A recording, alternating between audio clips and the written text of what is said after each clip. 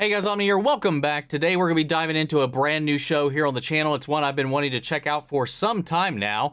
And with the second season right around the corner, I figured now is a better time as any to go ahead and jump right in. And that, of course, is Amazon's Reacher, starring Alan Ritchson. I've had my eye on this show for a while, mostly because of him and the word of mouth that this show had.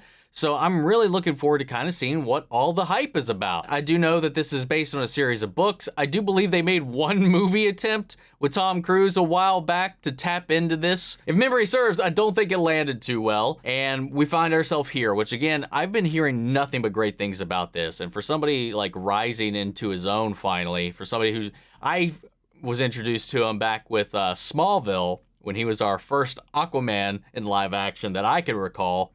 You know, and then coming into Titans, now he's last was in Fast X. I've seen a couple of interviews with him. I'm very intrigued in seeing where this guy's career goes. You know, just how much more buff can this dude get? Let alone how much more charming. So why not see what he can deliver here, which in a show that seems to be mostly about that. Of course, with anything we start here on the channel, if I don't end up enjoying the ride, we might cut things short. You know, just because I start something that's got a great word of mouth doesn't mean it's going to be for me. But who knows, we'll get into this, and if we do enjoy it, we'll follow it straight on through right into season 2. So guys, with that said, if you want to see the full-length reaction, you can check it out over on Patreon, or if you become a member of the channel, gets you access as well. It's a watch-along format, so you will need your own footage to sync up with the time codes from reaction the entire episode. Over there, you get the same thing for all the other shows and movies that we cover here on the channel. You also get to suggest and vote on what movies to react to each month. We got monthly Q&As, behind-the-scenes footage, try to make it worth your while. It's just you're going to support the channel, but guys, at the end of the day, I'd really appreciate it if you enjoy this reaction. At least leave a like, drop a comment, subscribe if you're not already, because it really does go a long way with helping these videos out. Huge shout out to the team over at Prepper for helping me edit down these highlights for you guys here on YouTube. And with that all said and out of the way, let's hop into episode 1. Welcome to Margrave.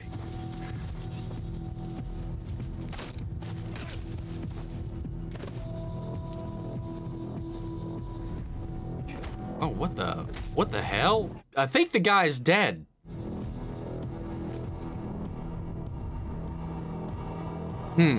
Reacher. Based on the killing floor. Oh, well, that went away real quick.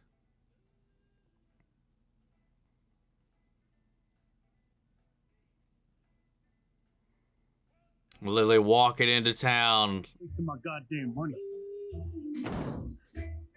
Get your ass. Solid introduction, right? The hell you want, asshole? I'm talking to you, stupid. Whoa, tell me, baby. I'm just having a bad day. Not gonna. Oh, wow.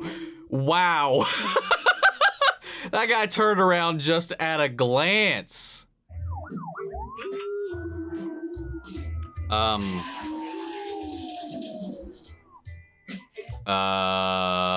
No, we're gonna slide out from behind that booth, nice and slow. Heads. Well, I do have to say this is a pretty wild beginnings to this. You're under arrest for murder. He just showed up. Unless like there's a warrant out for him. If you step over here, I can process you. I'm not asking, sir. I'm telling. But don't worry, I won't kick your ass unless you make me. Shit, why does she look so shit.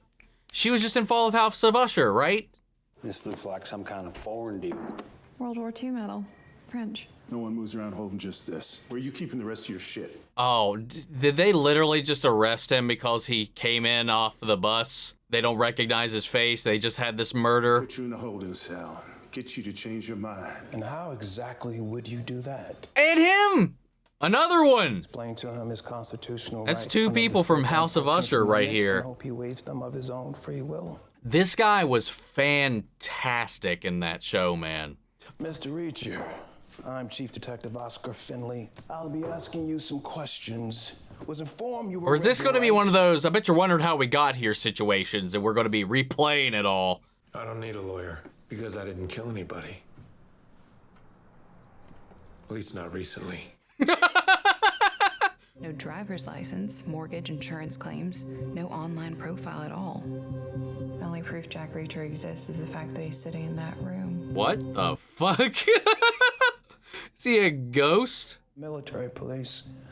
Took out a few men in the course of your duties. All rude good kills. What if I'm thinking I'm sitting across from a man who doesn't mind killing and who has the knowledge and training to murder someone and cover it up? You'd be right. But not this murder. 3 men dropped this body. I like how he said not this one. Bullets were small caliber, 9mm, 95 grain. That's subsonic. A silencer was used. He also knew enough to pick up his brass. You're also looking for a psycho who'd beat up a body post-mortem. Someone completely unhinged. Totally different profile from your professional shooter. Something wrong? Oh. No. Is he getting nervous? Or... Your meticulous shooter isn't going to do a sloppy job with roadside cardboard. But the third guy's so worried about getting out of there, he grabs some nearby debris and just lays it across the corpse. You said the victim was big, so most likely his feet were sticking out, and that's how he got spotted. Tall people never have enough room for their feet. Is this meant to be funny, or am I just fucked up in the head? Get on a bus in Tampa with $212, a toothbrush, and a French war medal, and travel over 500 miles to read up on a dead blues musician. That sum up your past 24 hours. No. I also went to a diner, ordered peach pie, and never got to eat it because I was arrested for murder. Okay. Medical examiner puts the victim's time of death at around midnight last night. This morning, last night until 11:59 and 59 seconds, and then it becomes this morning. In an investigation, details matter. Ooh, wow. Oof. he's really rubbing him the wrong way right now with this attitude. Well, not even attitude. Expertise, if you want to call it that. You Reacher! The whole moving truck would have burned down. What were you thinking? You cannot pack fireworks. Oh. Is that her medal? Is that a keepsake then? Did he hear something suspicious, see something suspicious, and that brought him to this town? Or is this just pure coincidence? That's $5. What's $5? From the looks of it, your jacket. $15, little man. Put that shit in my hand. You don't have to do this. It's my fight. It's never just your fight. Yeah, there's also a bunch of these kids. Yeah, guys, if you haven't seen Fall of the House of Usher, she's fantastic. And the guy that was interviewing him, the detective, also fantastic. Malcolm Goodwin, I think. Assumed you liked it black. How'd you figure? Seemed like a no-nonsense guy. Cream and sugar nonsense. Well, fuck off about that. Rude. Cream and sugar is not nonsense. Roscoe, we're taking a ride. Got a hit on the phone number. Sorry, ceramic. Dude, I really do think that... Oh, well, good point. You know, can't leave him with that. But, you know, I feel like we would have a Man of Steel moment. I feel like he could probably bust that shit at any second he wanted to. I did it. I killed the guy. Somebody on the grassy knoll outside giving him the scares. You, a man with no criminal record, that you just blew a man away. A double-barrel shotgun blast right to the face. And then What? burnt the body. Oh, he's making up details to catch him. Smart.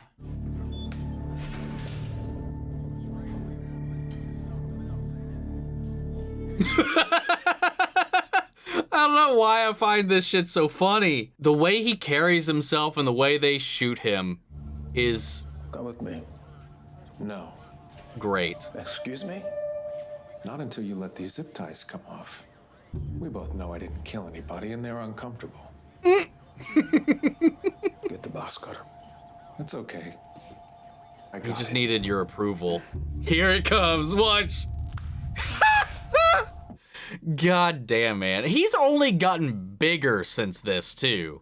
He was huge in Fast X, man. Might still have information to share. I don't, but Stevenson does. He and Hubble were looking at each other. They looked at each other. They held eye contact for a full 2 Mississippi. Stevenson and Hubble have cousins that married each other. He's so damn observant, You're man. always so confident in your theories. As confident as I am that you went to Harvard, you recently divorced, and you quit smoking in the last... Is this guy fucking Sherlock Holmes? You're stubborn, you have a chip on your shoulder, you don't care if your coworkers like you. A guy like that doesn't go to BU, he goes to Harvard. To show those blue blood assholes what he's capable of, am I right? God damn. That combined with the slight aroma of cigarettes in your suit, because it's hard to get out of tweed. And I assume nicotine withdrawal. Most studies show it takes 4 to 6 months to fully break a habit. You keep up the good work, though. What the fuck? That was so good. I always eat that shit up, man. Speaking of, I still need to see the Robert Downey Sherlock films, but I always love those types of, I don't know what you would even call it, info spout-offs. All I know is that at midnight, he was nowhere near that highway. Hubble into drugs? No. He cheat on his wife? No, he's a family Don't man. answer his questions. He's not your boss. Right. Sorry. He's got money problems? I don't know what to do. Just answer the question. No, he is rich. Okay, get out of here. Oh my god, this is so much fun. This is just the first 20-something minutes. The only way you'll know why Hubble confessed is if he tells you. Yeah, well, maybe a weekend in lockup will motivate him. Let me know what he says. This is bullshit. You have a confession. I helped with the investigation. You helped me.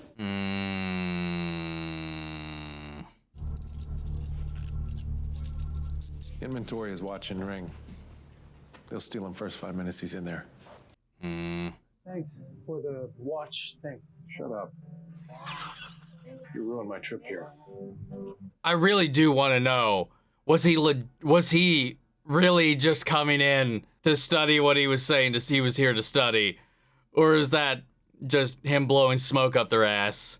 That weapon's not fitting inside me or any other human being without sending them to the hospital. Since that's the only contraband related to this crime, your request is unlawful. Wow.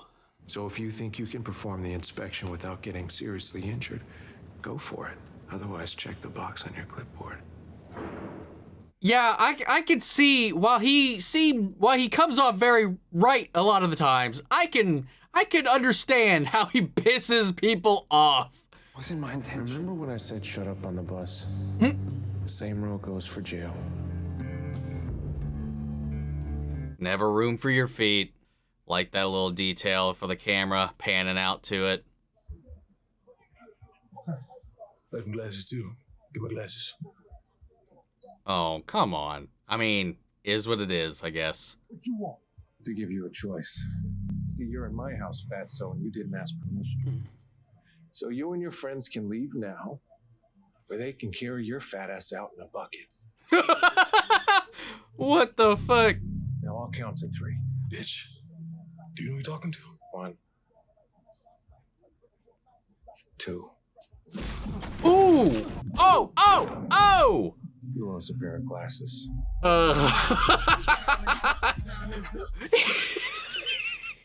He cabined for himself too. That's kind of hilarious. They give me no choice. These guys, they forced me to help them with their financial scheme, okay? Cut my balls off and make me eat them. And they'd bleed me and my wife out slow so we'd die knowing our kids were left with those psychos. Not knowing what will be done to them. Some pretty messed up shit, man. Assuming half of that wasn't just smoke. And I would imagine that whoever's pulling these strings outside would probably have enough connections in here to tie up loose ends walking around inside this prison. I'll give you to the count of 3. 1. Hey, God damn, man. Ooh! That slip was clean. Oh! Wow, dude. He turned his head into a fucking bowling ball.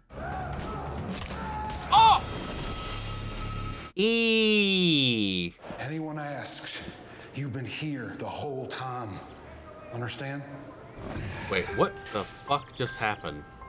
They were put with the lifers, and then he ended up in general population. Now, where are they? Witnesses report 6 separate trips confirming 12 were saved. Major Reacher suffered severe smoke inhalation but returned to active duty 32 hours later despite having shrapnel remains of a jawbone removed from his abdomen.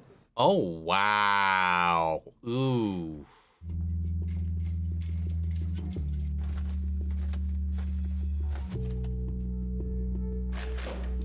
Oh, is he gonna smoke? Come on, buddy. You got this. You got it. You got... Hell yeah. They might try to kill me as soon as I'm bailed out. You important to their operation? Real important. I'm more curious why whoever you work for wants me dead. And guard from last night, Spivey. You set us up in Gen Pop. He played off like it was some kind of innocent mistake, but it was intentional. Guys in the shower ID'd me as a person to take out. Oh, they were after him. Had a home base my whole life. Grew up in the military, worked in the military. Always told where to go, when to be there. Now I see my country on my own terms. What about money? Oh, is he literally just traveling? I remembered a conversation I had with my brother Joe a while back. Read some article about Blake, said he played his last show in Margrave, and that's where he died. So I got on a bus. Huh. Surprised a white man your age knows Fred McDowell. Most surprised you know Blind Blake, Mr. Reacher. Small town. Word travels fast. What kind of company is that? You name it, Klein to do it. Real estate, trucking, chemicals, machine parts. That statue out there, Casper Teal. In return, Kleiner pours money into the town. Win-win. That there. Yeah, okay. Everyone calls Junior KJ.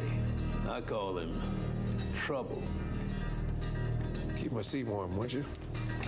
Oh, no. He just got finished on that. You could have gone out there and left that on. You know, why not? Reading something interesting just this morning about some charges brought against a Major Jack Reacher in a small village outside of Baghdad. Charges of a very serious nature, but charges that somehow disappeared like grains of sand in an unforgiving desert. Somehow the desert ended up forgiving you.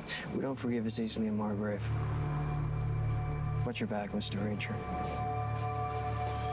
Wow, okay. We got our own little Reacher mystery as well. Something the cops didn't dig up, but they somehow managed to grab.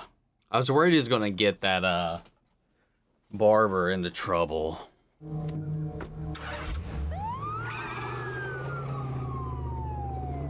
Hey. This really does give off some, like, Western kind of vibes. The lone stranger coming into town and getting roped up into everything. Talk when you two were locked up. No. Baloney. Oh, no, he's dead. This is funny. I got a town of 1,700 people and 2 homicides. He didn't talk to me the whole time we were in there. I don't believe you. I don't care. Maybe I need to bring in a forensic expert to confirm it was you. And maybe you need to cool your heels back at Warburton while we get that done over the next 2 or 3 weeks. Or you get in the car. And perhaps a medical examiner will say something that jars your memory about Hubble, and you can share it with me. First, you make it clear I'm not a cop anymore. Now you want my help. I want you to do what I say. Now. I don't think that's how this is gonna work, man. But we'll see. His legs kept pumping for a few more feet before his brain told him, hey, buddy, you're dead. So he fell over into the weeds. At least that's what the blood spatters at the scene said. Ah. These are my first murders, so please tell me you know who did this. No. And his fingertips were compromised by a dermatitis reaction. No, do not. Is he new on the force, or? His dental work's off because he had his teeth fixed wherever he was living at the time. Broke his right arm when he was 8, had it set in Berlin, had his tonsils taken out at 10 in Seoul.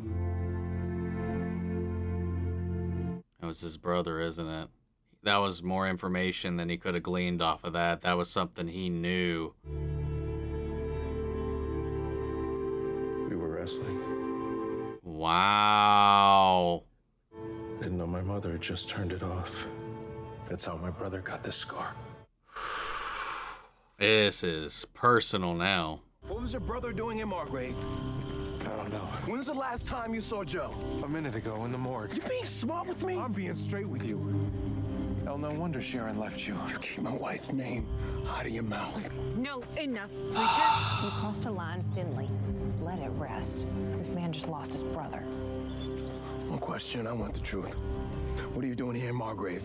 He was trying to find his... Blind Blake!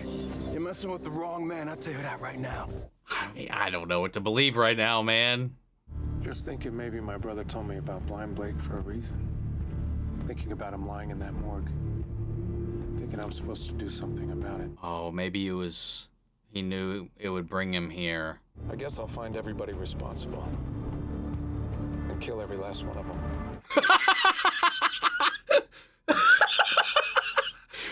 Let's go. That was a damn good pilot. That was a really damn good first episode. And all the ingredients to just hook you right in and want you to just keep on going, man. That next up, I see it. It's looking at me, and I want to hit it. I didn't know what quite to expect with this. All I knew was he was an ex-military police officer, detective, something or other, and he happens upon a case in a small town that kind of catches his interest. I didn't know anything really more beyond that, other than I've heard he's charming as hell, and he cracks some skulls. And of course, I mean, it's Alan Ritchson, man. So like the charisma that this man oozes is just like you can swim in it, and it's just so fun. Just this dialogue is very much so written around the kind of air he can really kind of deliver and bring. And again, coming from somebody who's like only really seen a couple of things that he's been in, and he kind of has this thing that he leans into very much so. We're seeing a lot of that present here, at least a lot of the familiarisms that I'm aware of carried over into here. A lot of the things that found him entertaining to watch in like Titans, in Smallville, etc. It's just dialed up to 11 here. Again, I presume by this point, the way things are framed are meant to be funny. And the way that they choose to aim the camera, the way they hold, the way they angle everything, it's just all just to kind of catch you off your guard as this guy just kind of struts into the town, this big hulking dude, and all this crazy stuff starts happening. And while he's not involved, he's also not here without purpose. He just doesn't understand that purpose. His brother seems to have been roped up into all the whatever's going on in here. If he's the second victim that got taken out after all of this, and then what happened with the one guy who's pushing and fluffing their numbers or whatever, the guy working on the money, the monetary, the accounting side of it, whatever. They didn't want him dead because they need him for whatever's going on. There's this family business that kind of came into this town, got their feet into every pond, and in their own kind of Gus Fringish way is funneling that money from whatever their escapades are back into the town, like keeping the statues kept up, keeping the gazebos and all the foliage trimmed and in pristine condition. They're feeding back into the town so nobody thinks anything none the wiser, but it's one of those like classic like small town hiding the seedy underbelly kind of thing, or that this group, whoever they are, moved into this town to use it as a cover in the hopes that it'd probably be real easy to get away with shit here until people start popping up. I mean, even so, like I've seen enough true crime stuff to know like just how fraught with struggle in any kind of investigation in a small town, let alone even like larger cities and stuff, unless there's a major lapse in execution by the perpetrators, a lot of the times it's real difficult for them to really gather anything. And a lot of times these small towns, when stuff like this happens, like the person at the coroner's office there was talking about, this is my first murder. Do we have any idea who this is? And they're like, no. And he freaked out. So like, it's understandable, like in this situation, that they don't exactly know how to handle this. Thankfully, you have, I don't know his name right now, but Malcolm Goodwin, Finley, who's also not originally from this town, like he called out. He's from elsewhere. He's well-to-do, but came here for some semblance of kind of structure. But we have two people now on the case that, in any other situation, they'd probably be able to, like, scoot away. But somebody like Finley doesn't strike me as the kind of person that's going to necessarily let up on this. And I love that, like, him and Reacher's kind of, I don't know, they have, like, a very strong back and forth and a rivalric kind of I don't know, energy between the two of them.